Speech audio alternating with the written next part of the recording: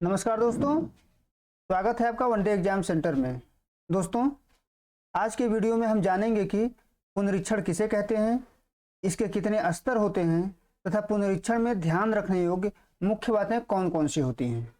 आइए आज का वीडियो शुरू करते हैं और जानते हैं सबसे पहले कि पुनरीक्षण किसे कहते हैं। दोस्तों, पुनरीक्षण पुनः प्लस इक्षण दो शब्दों से मिलकर के बना है, जिसका अर्थ होता है फिर से देखना। यानी पुनरीक्षण जो शब्द है वह पुनः और इक्षण के योग से बना हुआ है और इसका अर्थ होता है फिर से देखना। इसका अभिप्राय यह है कि कोई व्यक्ति अनुवाद करके अपने अनुवाद को एक बार देख चुका है, दूसरा व्यक्ति अर्थात पुनरीक्षक उसको फिर से देखता है। यानी एक व्यक्ति ऐसा है जो अनुवाद किया है और अनुवाद करके अपने अनुवाद को एक बार देख चुका है और दूसरा व्यक्ति जो पुनरीक्षक है उसे फिर से देख रहा है और पुनरीक्षक द्वारा अनुवाद को फिर से देखना ही पुनरीक्षण कहलाता है। यानी पुनरीक्षक जब अनुवाद को देखता है तो उसी को पुनरीक्षण कहा जाता है। यह अनुवाद प्रक्रिया का अंतिम चरण होता है। पुनरीक्षण में अनुदित पाठ का अवलोकन, मूल पाठ से उसको मिलाना, दोनों की परस्पर तुलना और उसमें अपेक्षित सुधार तथा संशोधन किया जाता है। दोस्तों, पुनरीक्षण जो है अनुवाद प्रक्रिया का अंतिम चरण होता है। इसमें अनुदित पाठ को मूल पाठ से मिलाया जाता है, अनुदित पाठ का अवलोकन किया जाता है, दोनों की आपस में तुलना की जाती है। अगर कहीं सुधार करने लायक होता है, सुधार की गुंजाइश होती है तो उसमें सुधार और संशोधन भी किया जाता है। आगे बढ़ते हैं और देखते हैं कि पुनरीक्षण के स्तर कौन कौन से होते हैं, यानी पुनरीक्षण के कितने स्तर होते हैं। दोस्तों, अनुवाद में कथ्य और शिल्प दोनों का समान महत्व होता है। यानी जितना महत्व कथ्य का होता है उतना ही महत्व शिल्प का भी होता है। अतः अनुवाद का पुनरीक्षण कथ्य और शिल्प दोनों ही दृष्टि से किया जाता है। यानी अनुवाद करते समय कथ्य का भी पुनरीक्षण किया जाता है और शिल्प का भी पुनरीक्षण किया जाता है। इस प्रकार हम कह सकते हैं कि पुनरीक्षण के दो स्तर होते हैं। यानी जो पुनरीक्षण होता है उसको दो स्तरों पर किया जाता है। पहला है कथ्य का पुनरीक्षण और दूसरा है शिल्प का पुनरीक्षण। कथ्य का पुनरीक्षण और शिल्प का पुनरीक्षण, इन दोनों को एक एक करके हम जानेंगे। सबसे पहले जानेंगे कि कथ्य का पुनरीक्षण क्या होता है। कथ्य विषय का पुनरीक्षण।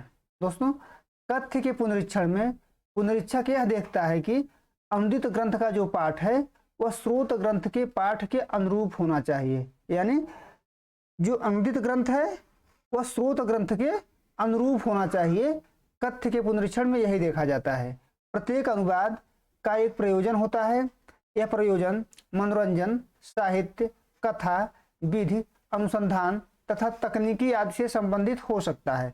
यानी प्रत्येक अनुवाद का एक प्रयोजन होता है और वह प्रयोजन किसी भी क्षेत्र से जुड़ा हुआ हो सकता है। पुनरीक्षक को यह सुनिश्चित करना होता है कि अनुवाद, मूल अर्थ का अनुवाद सही और दक्षता पूर्वक किया है कि नहीं किया है। यानी पुनरीक्षक जो होता है कथ्य के पुनरीक्षण में यह सुनिश्चित करता है कि जो अनुवादक है वह मूल अर्थ का ठीक ढंग से अनुवाद किया है कि नहीं किया है।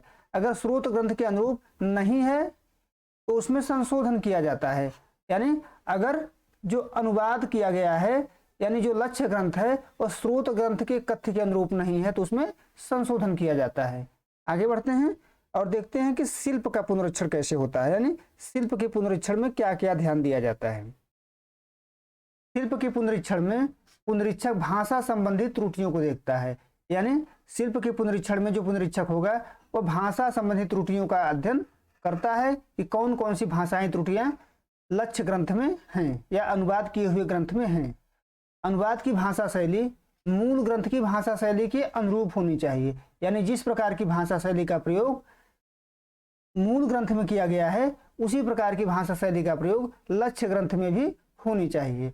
पुनरीक्षक यह देखता है कि भाषा विचारों को ठीक ढंग से प्रकट कर पा रही है कि नहीं।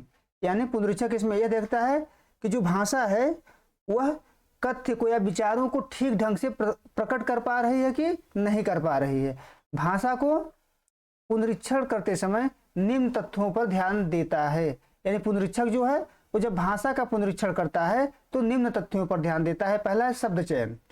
सबसे पहले शब्द चयन पर ध्यान देता है कि अनुवाद ग्रंथ में ठीक ठीक शब्दों का चयन हुआ है कि नहीं हुआ है।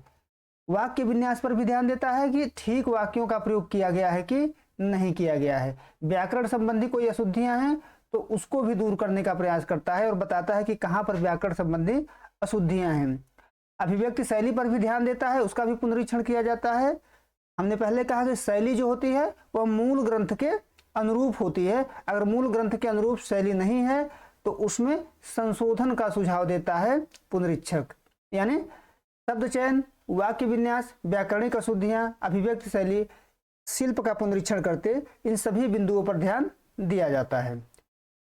आगे बढ़ते हैं और देखते हैं कि पुनरीक्षण संबंधी विभिन्न संकल्पनाएं कौन कौन सी हैं। यानी पुनरीक्षण करते समय या पुनरीक्षण करवाते समय किन किन बातों का ध्यान रखा जाता है या ध्यान रखना चाहिए। पहला है, पुनरीक्षक अन्य भाषा भाषी क्षेत्र का होना चाहिए। यानी जो पुनरीक्षक हो वो अनुवादक के भाषा भाषी क्षेत्र का नहीं होना चाहिए, या जिस भाषा में जिस भाषा से अनुवाद किया जा रहा है उस भाषा भाषी क्षेत्र का नहीं होना चाहिए। अर्थात किसी ब्रजभाषी ने हिंदी में कोई अनुवाद किया है, यानी ब्रज भाषा क्षेत्र का वो व्यक्ति है और हिंदी में कोई अनुवाद किया है, तो जो पुनरीक्षक होगा वो ब्रज भाषा क्षेत्र का न होकर के या तो खड़ी बोली का होना चाहिए या भोजपुरी भाषी क्षेत्र का होना चाहिए। इससे क्षेत्रीयता या अमानकता की गंध नहीं आ पाएगी। यानी कहने का मतलब ये है कि जो पुनरीक्षक होना चाहिए वो अनुवादक की भाषा से संबंधित क्षेत्र का नहीं होना चाहिए। अगर अनुवादक जो है ब्रज भाषा क्षेत्र का है तो उसे खड़ी बोली या भोजपुरी के क्षेत्र का होना चाहिए। इसी प्रकार से भाषा में भी हो जाएगा कि अगर जो है अनुवादक हिंदी बोली क्षेत्र, हिंदी भाषा के क्षेत्र का है तो जो पुनरीक्षक होगा वो हिंदी भाषा के क्षेत्र का नहीं होना चाहिए। इससे क्या होगा, क्षेत्रीयता नहीं आ पाएगी, हमेशा मानक शब्दों का ही प्रयोग होगा। अगला बिंदु है कि अनुवादक और पुनरीक्षक को एक दूसरे का पूरक होना चाहिए, यानी एक दूसरे पर निर्भर होना चाहिए। ज्ञानात्मक साहित्य का अनुवाद दोनों के सहयोग से ही अच्छा हो सकता है। यानी जब ज्ञानात्मक साहित्य का अनुवाद करना है तो अनुवादक और पुनरीक्षक एक दूसरे के पूरक होना चाहिए, क्योंकि ज्ञानात्मक साहित्य का अनुवाद दोनों के सहयोग से ही अच्छा हो सकता है। यानी अनुवादक और पुनरीक्षक के सहयोग से ही ज्ञानात्मक साहित्य का अच्छा अनुवाद हो सकता है। अगर अनुवादक का विषय में अच्छी गति हो तो पुनरीक्षक का भाषा में अच्छी गति होनी चाहिए। यानी ऐसा न हो कि दोनों एक ही क्षेत्र के विद्वान हो, जैसे दोनों का भाषा पर पकड़ अच्छा हो, विषय पे पकड़ कमजोर हो। अगर अनुवादक का विषय पे अच्छी पकड़ है तो पुनरीक्षक का भाषा पर अच्छी पकड़ होनी चाहिए, तो दोनों मिलकर के अच्छा अनुवाद कर सकते हैं। आगे बढ़ते हैं और देखते हैं कि अगला बिंदु क्या है। अगला बिंदु कि रचनात्मक साहित्य के अनुवाद में अनुवादक तथा पुनरीक्षक को एक जैसा नहीं होना चाहिए। यानी रचनात्मक साहित्य जैसे कविता है, कहानी है, कथा साहित्य है, जो भी है, नाटक है, जो भी रचनात्मक साहित्य है, उसमें अनुवादक और पुनरीक्षक को कभी भी एक जैसा नहीं होना चाहिए। यदि एक सर्जक है, सर्जक का मतलब एक रचनाकार है, तो दूसरे को अनुवादक होना चाहिए। यानी एक अगर रचना कर लेता है तो रचनाकार जो है काल्पनिक बहुत ज्यादा होता है, अगर अनुवादक होगा तो काल्पनिक उतना ज्यादा नहीं होगा, यानी सृजनात्मकता का गुण उसमें कम होगा। यानी एक सर्जक होगा तो दूसरे को सर्जक न होकर के शुद्ध अनुवादक होना चाहिए। यदि दोनों सर्जक होंगे तो अनुवाद अपने मार्ग से भटक सकता है, क्योंकि कल्पना का प्रयोग अनुवादक भी करेगा और फिर दोबारा वही कल्पना का प्रयोग अगर अनुरीक्षक भी करने लगेगा तो अनुवाद जो होगा अपने मूल ग्रंथ से बहुत ज्यादा भटक जाएगा। इसलिए अनुवादक को और अनुरीक्षक को दोनों को एक जैसा नहीं होना चाहिए रचनात्मक साहित्य के अनुवाद में। उम्मीद है दोस्तों आपको वीडियो पसंद आया होगा। आप हमारे चैनल को लाइक करिए, शेयर करिए, सब्सक्राइब करिए। बहुत बहुत धन्यवाद।